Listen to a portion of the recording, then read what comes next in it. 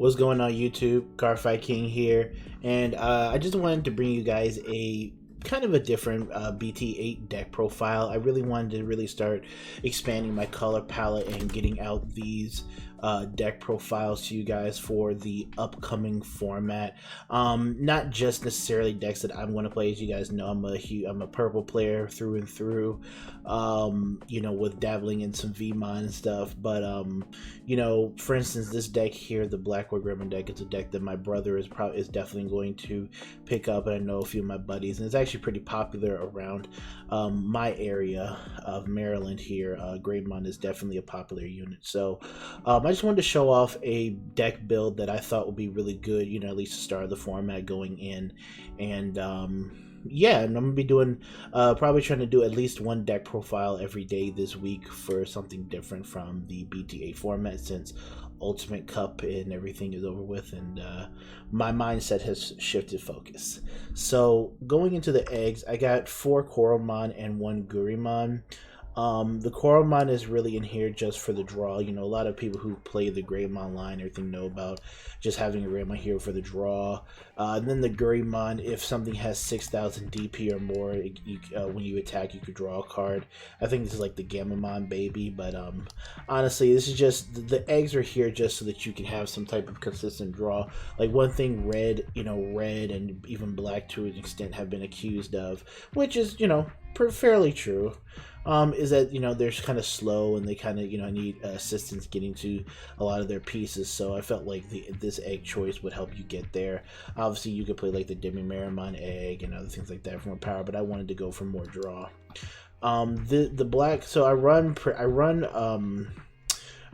14 different Agumon, and you'll see why in the Tamer lineup. But I think running the Agumon and running just the red base is overall just a lot better. I felt like as if the black version of this deck, and I can make a black based version of this deck if you would like me to, but I felt like the red version just offers you that kind of like that aggression, and as well as some sort of like field control that you're going to need going into this meta. And the black Agumon here is your best searcher in the deck, because you look at the top 4 for a Greymon and a card with Dragonkin in his name. So pretty much all of your Wargreymons and your Cyclomon are Dragonkin.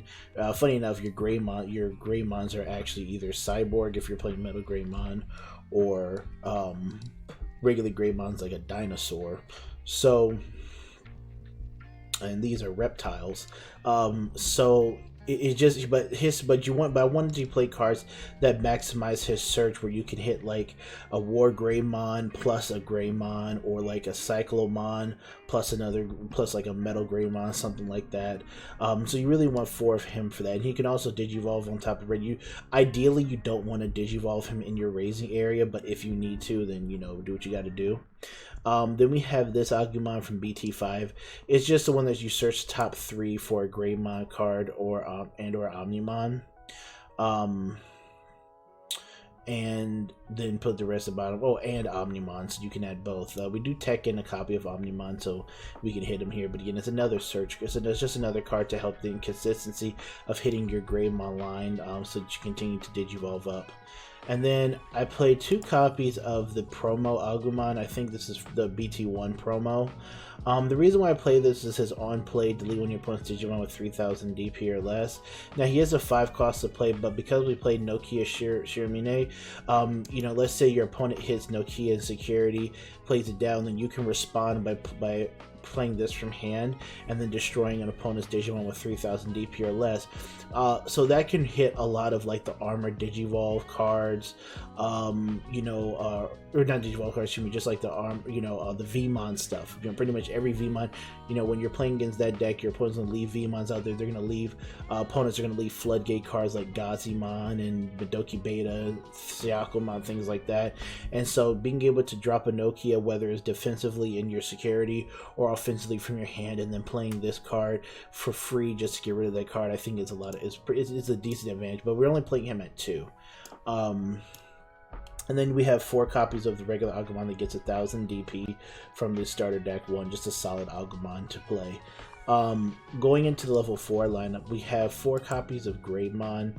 This is the Black Greymon that gives Blocker as an inheritable if you have a red Digimon in play. He also Digivolves on top of red or black. So this giving Blocker is good because, you know, some deck, a lot of decks have shifted away from actually playing Blocker. So this just adds a little bit of that black defensiveness to the deck that I think it kind of that you could definitely utilize in a lot of different situations. Obviously, the security type Greymon, because this is one of the best Greymons, and I just think that this really brings the aggressiveness that you need to start melting your opponent's security. And then we have Cyclomon. So Cyclomon to me has 3 benefactors, right? One of the benefactors is he can Digivolve over black and he can Digivolve over red, so that's also pretty good. The second advantage is that his inheritable, when you can delete a 2000 DP or less. Like I said, floodgate cards like Madoka Beta, like Psychomon, like Gazimon, things like that, you can get rid of simply by just attacking. So that's good to kill any type of. Oh, and Vmon too. I mean, Vmons are going to be left on the board. You don't have to worry about swinging into it. This guy's inheritable can take care of that. But most importantly, he's a dual color. He's a dual color black and red card that's also a Dragonkin. So he's searchable. He's one of your search targets for the black Agumon that we have in this deck. And with the dual color here, there may be a situation where you can leave him in the raising area, and he activates like your Dark Gaia Force, any type of black red, dual color option card you can activate because he satisfies both colors and both conditions. So he's a card that you just really want to look for and play, and I think that he's just overall very beneficial to the strategy and the smoothness of this deck. And then another black and red card we play is the Metal Greymon. So this Metal Greymon is actually very sick. It Digivolves over black or red. It is dual color. And when you Digivolve, you can de-Digivolve one of your opponent's Digimon and then delete a card opponent's Digimon with 3000 DP or less. So a big theme about this deck is he has a de-Digivolve, so adding a little black spice in there, but also getting rid of these floodgate cards that prevent you from doing a lot of the things that you want to do. And I think that that's really a beneficial part to what this deck wants to do. And then your turn, if your Digimon has Dragonkin or Machinist traits, you can attack an unsuspended Digimon. Attacking an unsuspended Digimon is great too, because you can run over cards that your opponent can leave out there, like, oh, you're staring down game. It's like, well, I can get rid of this card, now you have to rebuild, and that buys you another time. It also goes into, this card also helps out Machine Dramon too, obviously. Like being able to attack an unsuspended Digimon is really good. And then we play the Metal Greymon from the EX1 collection. This Metal Greymon, so there's a lot of choices. I know some people play Chimeramon and whatnot, but 1, this card can be searched off of the Agumon. 2, this card can proc Nokia by going into this card. 3, this card is not a terrible attacker because, again, you can knock out any of those floodgate cards that your opponent may have on the board. He evolves over black and over red, and he gives your machine or Dragonkin piercing. So that really helps with your BlackWargreymon swinging into cards, swinging into rest cards, so you can kind of get like a nice 2-for-1 deal or 3-for-1 deal, depending on your inheritables.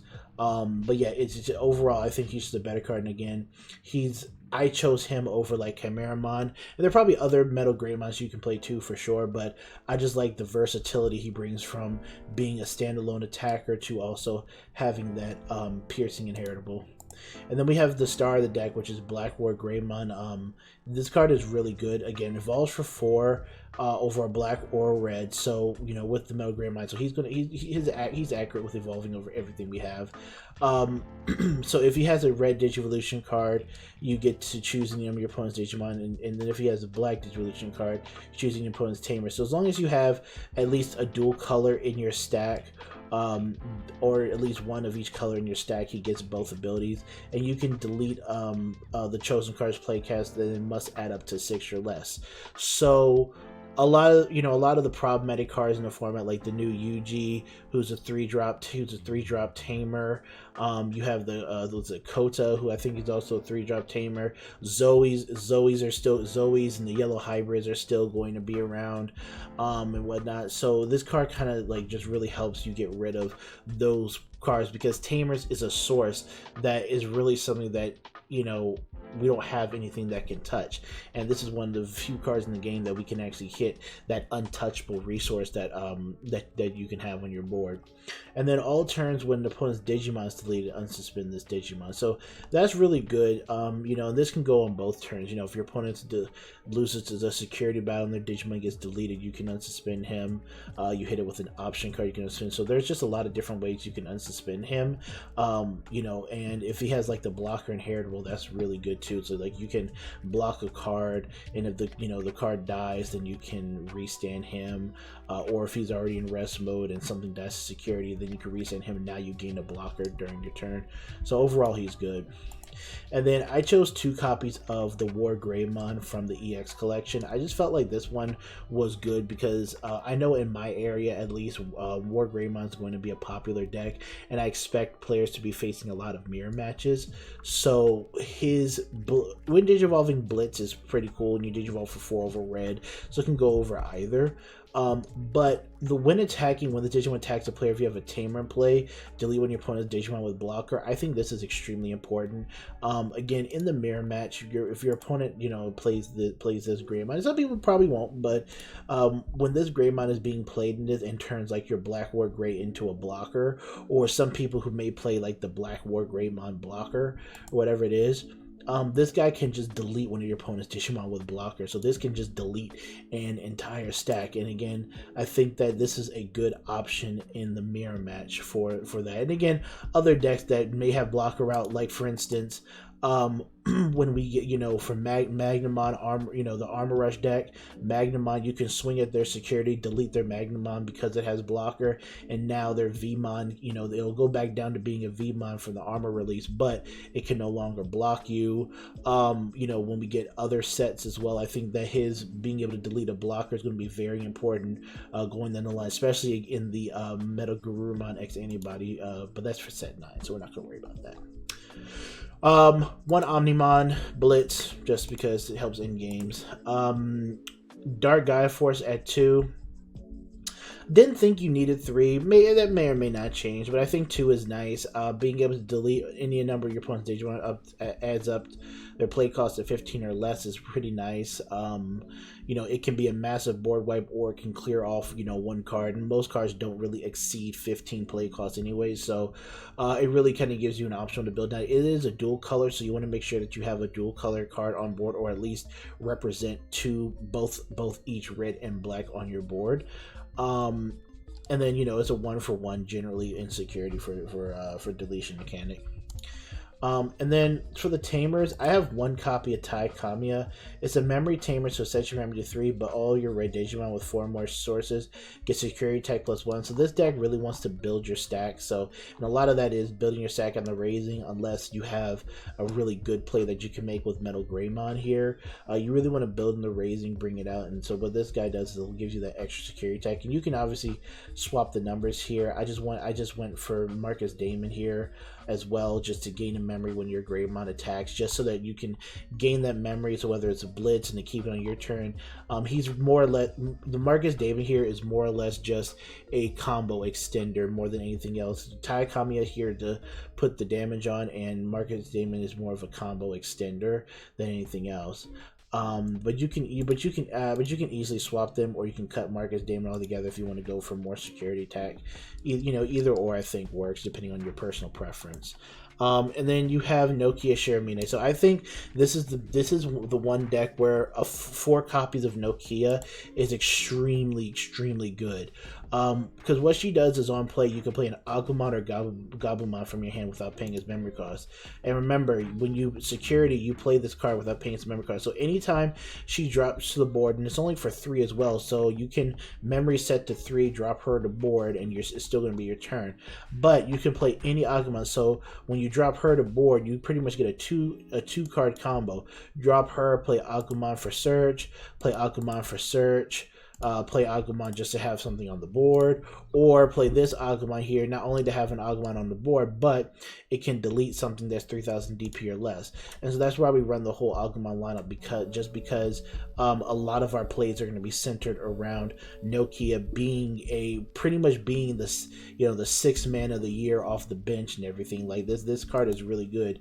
And then when Digivolving into Digimon with Garurumon, Omnimon, or Greymon, you can suspend her to reduce the cost by 1. So this helps with your BlackWargreymon cost. This helps with your WarGreymon cost. This even helps with your Blitz Omni cost, you know, and everything like that. Or even your Metal Greymon cost, your Greymon cost, whatever the case may be. She helps you out with making your Digivolutions free or at a reduced cost. So you can like plan on choking your opponent to 1 by tapping you know, Nokia. Overall, she just helps you out in so many different situations, and I think that a 4 of in this deck, because of her universal usage at pretty much every stage of the game and for every stage of Digimon card that you have available to you, you know, throughout a game. But that's the deck profile, guys. Hope you guys enjoyed it. Let me know what you guys think, and we'll see you guys tomorrow with another deck profile. If you guys have any specific deck profile that you want me to make, I can look at it in the comment section and try to get it up for you, if not tomorrow, the next day. But all right, Carfax King, and we're out.